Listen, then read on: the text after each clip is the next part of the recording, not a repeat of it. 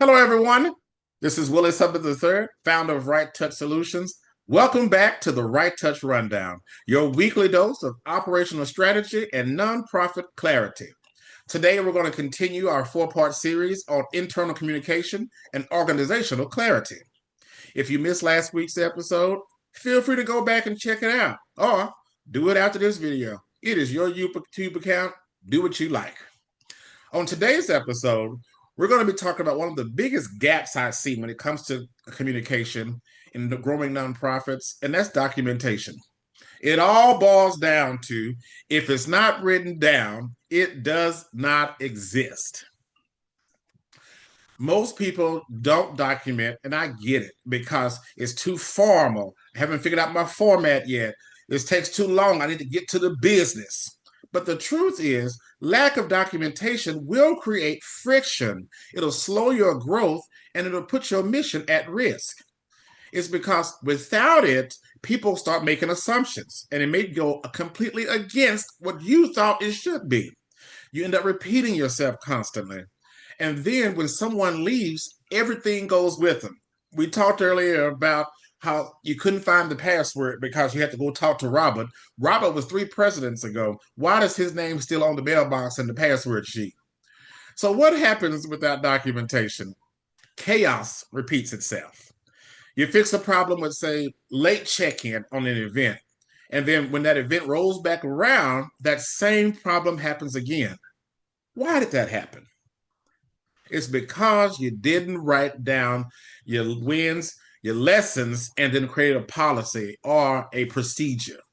So now you're solving the same issue again, which puts you further back into your timeline. When you're doing something more than once, the next time you do it should move much faster, should have more room for growth than the previous. New people also end up struggling to onboard. Let's say a new volunteer joins and no one really tells them what to do. They get a quick, oh, you'll be shadowing Teresa. She'll tell you what to do.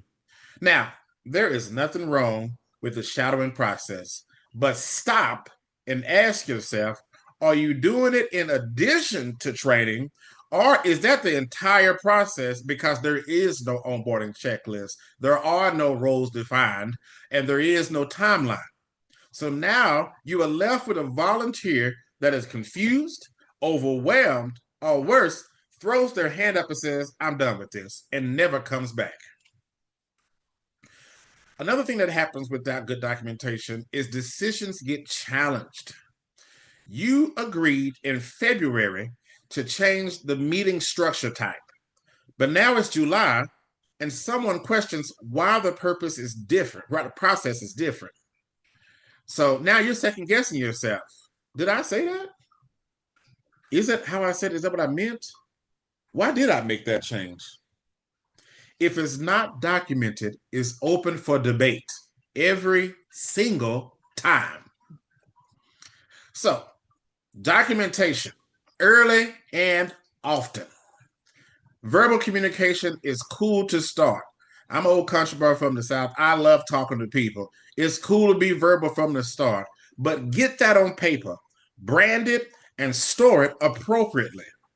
If you're depending on everyone, including yourself, to remember what was said in February or even last Monday, you're asking for confusion.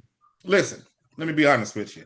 I do not remember what I had for breakfast on Wednesday. So, how would I expect a team to recall an undocumented policy from 6 months ago? And how many times have you repeated something and wondered, is that what I said? I feel like it was something else that went with that. Or am I leading? Where am I going with this? All that can be solved by documentation. Let me give you 3 documentation must-haves, just 3. I'm trying to keep it short today. Create an organizational chart. Who reports to who? Who's responsible for what?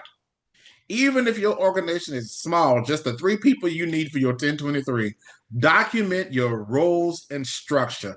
Get that into a habit so as you grow, it's just part of it. So many teams create tension simply because no one knows who's leading what. Oh, I know I was supposed to do that. My bad. I'll get on it now. Standard operating procedures. This doesn't mean you need a long 100-page, perfectly formatted document. It just means if there's a task that's done more than once, write it down.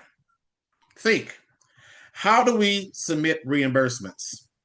How do we onboard a volunteer?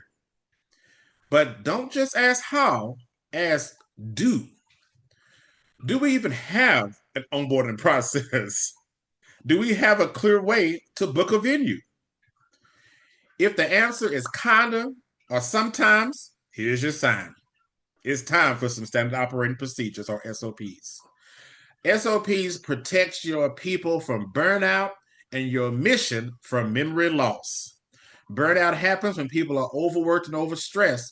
And most times that happens because they don't know what they're doing. They're just doing it all. They're doing it all. They're doing it all. But if there is a set policy and a set procedure, then we have something to go off of.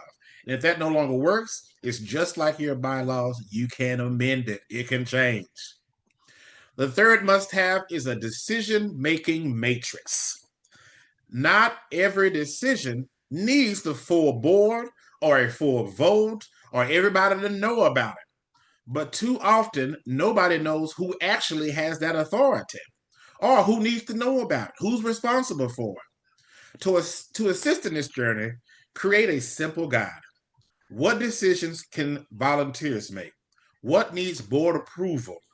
Who has the final say over programs, branding, budget, etc.? Two of my favorite organizational decision frameworks are RACI. It's an oldie but a goodie. And RACI is who's responsible, accountable, who's consulted, and who needs to be informed. That way you can, whatever you're doing, you can see, okay, we have an onboarding. Who's responsible for the onboarding? Who's accountable for this onboarding process to happen? Who needs to be consulted that onboard is happening? And who just needs to be informed? Not everybody may need to be in there. Take time with that document. Another one is a little bit more recent, a little more modern, is the RAPID. It's RAPID. Recommended, agreed, perform, input, and decide. Those two are my favorites. Feel free to use those two or make your own. Whichever you choose, the goal is the same. Clear decision management equals less drama and more momentum forward. We don't want any stalwarts. We want to move forward. So whatever you pick, let's move forward. Now, my final thoughts on this, you cannot scale chaos, period. And verbal instructions, they don't scale either. If you want your organization or team to move forward together with your vision, you've got to write it down. It matters.